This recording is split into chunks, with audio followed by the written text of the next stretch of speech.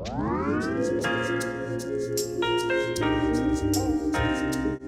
y'all, and welcome back to another episode of Living Free Joyfully. I am Kim McCauley and I am your host. Thank you for tuning in. If this is your first time tuning in, this is just a space for those who want to be free, live free, and find spiritual freedom with joy. And I believe there's always a way to find joy. So today, I want to talk about finding joy in the midst of being labeled that strong woman. You know, there is that stereotype that women are strong, especially Black women, right? We get that trope, we get that stereotype that we are strong, the strong, independent Black woman. And what happens when you don't feel strong? What happens when you are overwhelmed and you are tired and you just don't want to be strong anymore? What happens when you feel weak? How can any of us still find joy, still find freedom, still live and just not exist when we are burdened, when we are stereotyped, when we are given the title of being strong? Do we have to live up to that strength? How do we exhibit that when we don't feel like it? Do we even have to? What happens when we don't? So these are some of the questions I was asking myself lately because I just didn't feel strong. Like I felt overwhelmed, I felt tired, I felt like I was second best, like the alternative when someone else or something else better came along. I was kicked to the side. I just felt, like not the strong Black woman. And I didn't realize how I had internalized that message. How so much of my life I had seen my grandmother and my aunts and my mother and my cousins carry that burden. It stuck with them. They pushed and they pushed and they pushed and they never got any rest until they were too old to enjoy it. They never got any freedom. They never saw any real joy, anything that really satisfied their soul until it was way later in life. And I just do not believe that God intended for us to live that way. So I decided I'm gonna stop. I ain't gonna be strong no more. I am not gonna keep pushing and pushing and pushing myself to the point where I break and I have no choice but to rest. I have no choice but to sit down because I just can't go any longer. I have seen my whole life women, especially Black women, push and give and give and care and continue to push and continue to carry other people while they're pushing through their grief, while they're pushing through their work sorrows, not getting paid enough, having to still take care of the whole family, even when a man was in the house, having to do all of these things and still, at the end of the day, be counted as strong. Is that really strength? Or is that you just don't have a choice? Is that really strength? Or is that just what we've seen and what we've learned and what society has told us is? So I'm questioning why. Why do I have to do that? And why, when I feel like I can't go on, people aren't really giving the help that I need, right? One of the things that I get are platitudes, are tired cliches of hang in there, push through, you can make it, you can do it, girl. Of course I can, and I have been. What I'm telling you is I don't want to anymore. What I'm telling you is I don't have the strength anymore to push through. Matter of fact, I do have the strength. I just don't want to use my strength on pushing it through anymore. I don't want to hang in there. How long I got to hang on? For when do I get to let go? When do I just get to sit and be? When do I get to enjoy my life? When do I get to rest? Why do I have to do all of these things? And of course, clearly part of it is me, right? I can say no. I can set boundaries.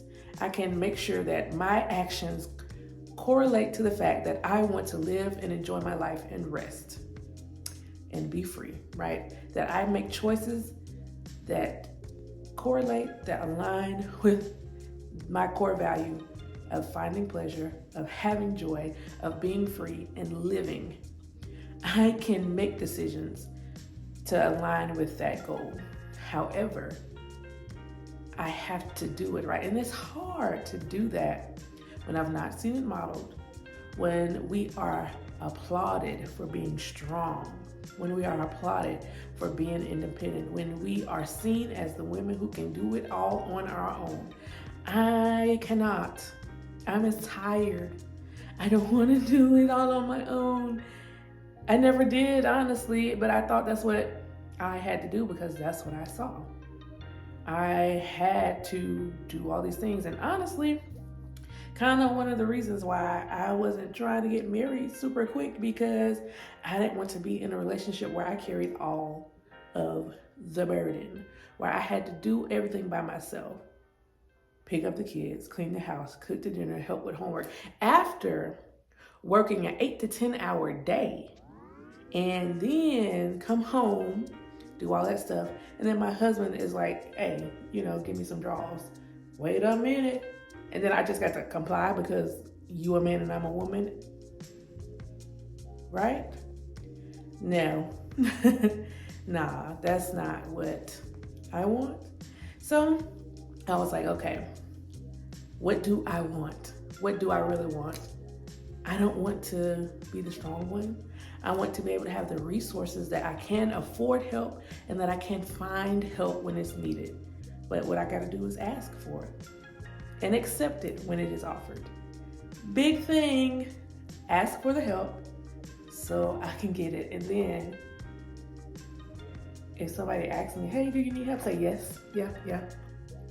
We're a village, we're a community, right? That's what I want in my life. I have worked hard to get people around me to help me, to support me, to encourage me, that I can love and depend on. Why am I not asking them for help when I am tired, when I'm exhausted, when I want to rest, when I want to do things that I can't push through anymore? Why am I not asking for help?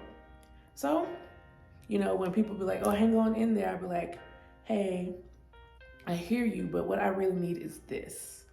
I don't need your empty platitude that sounds good, but really is not offering any help.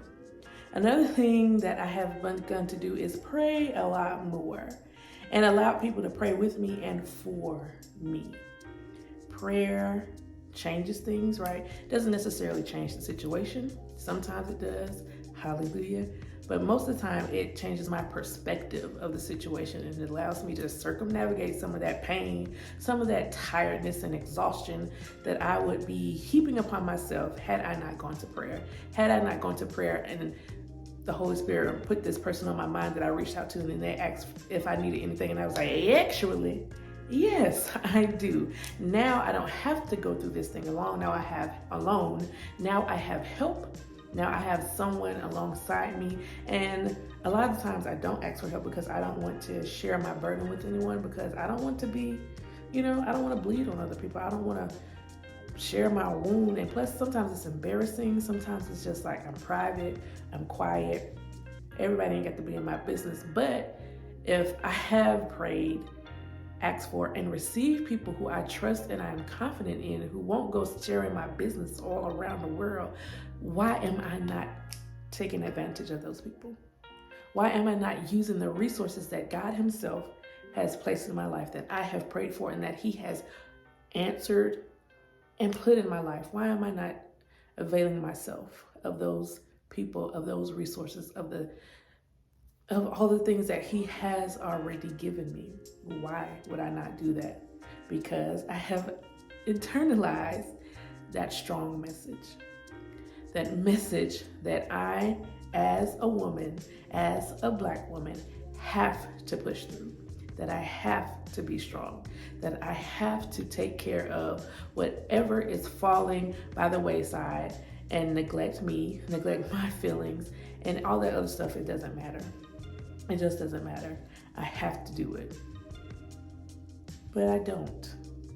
God has given me help and said I don't have to do it alone. Okay, so after prayer, after asking for help, after telling people who are, trying to be helpful but not really giving what they're supposed to give, what else do? I sit down and I write out things that I am actually grateful for. Okay, so I got this problem. I'm overwhelmed, I'm tired, I'm feeling left behind, or whatever I'm feeling like. And then I just sit down and think, what are ways, smart ways, that I can get through this, so I won't feel exhausted, so that I can be aligned with my goals of finding joy, of living freely, of being faithful, right? What can I do? So I ask people around me, I read, I research, I rest. I was like, okay, sometimes you just gotta rest. Sometimes I do something that sparks joy within me, and that is a form of rest. Sometimes I just go to sleep. I will deal with this tomorrow and be confident that I know, even if I make the wrong decision right now, I feel like I've made the best decision possible given my time, my resources, my wisdom, my prayer life, my listening life. I've made the best decision possible. So what else can I do right now? Even if it turns out to be the wrong decision, I believe that God will redeem the time, that he'll put me back on the right course, and I'll make the right decision next time, because he'll give me the wisdom, the understanding, and the knowledge that I need in order to make the right decision the next time that thing rolls back around. And I am believing that it will roll around again. And so I rest, stop worrying about it, which is hard because I grew up with a worrying mother and a very worrying grandmother. And so it's hard for me not to worry.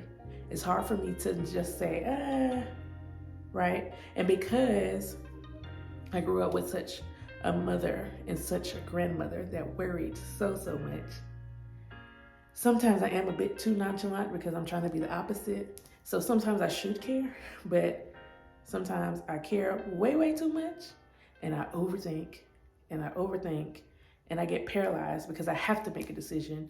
And because I'm overthinking it and overanalyzing it, I don't do anything. And now the moment has passed, the time is gone, and now all these things are building up. And so I'm not saying shirk your responsibilities. I'm not saying I shirk mine, that I don't do anything, that I'm not doing what I'm supposed to do. But what I am saying is I'm going to rest. Even God himself, who doesn't sleep nor slumber, took a day and said, oh, what I did was good. I'm going to just sit here. And enjoy myself and rest. Nobody said that I had to get it all done today or tomorrow or this week. So what I've committed to doing is doing it when I get too much, when it's too much, and I'm getting all these messages from myself, from my brain, from other people. Oh, push through, hang on in there. You got it. Keep going. Sometimes I just need to stop, reassess, take a pause, take a beat, take a minute, rest, and then go do one thing. I prioritize a list, right? What needs to get done? What is nice to have done?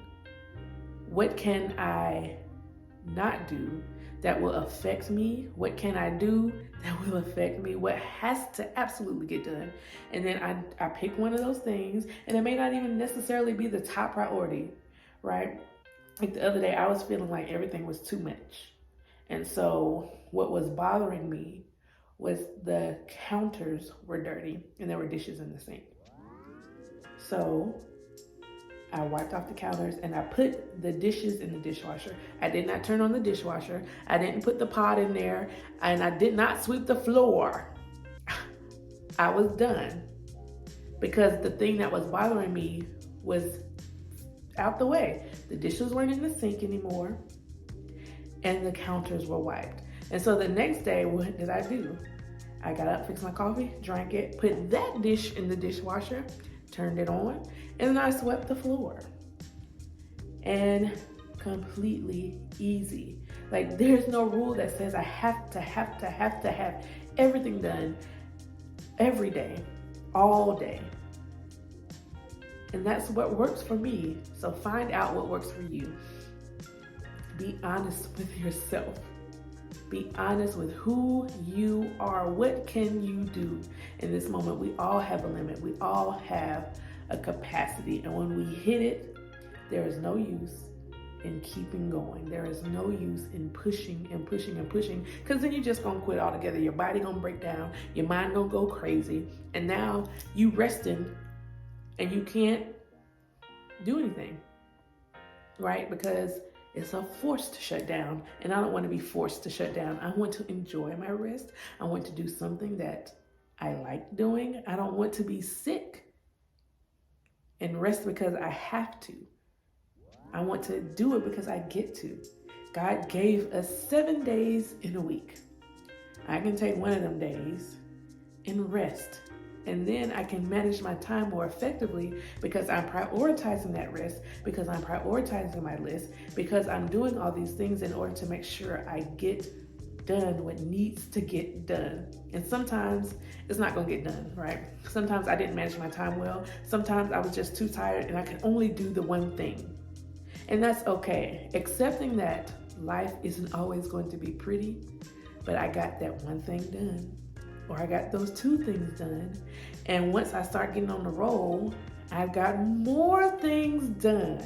And I got the help I needed because I asked for it. And now more things are getting done. And now the anxiety is going away, the worry is going away, the concern is going away. And things are working out.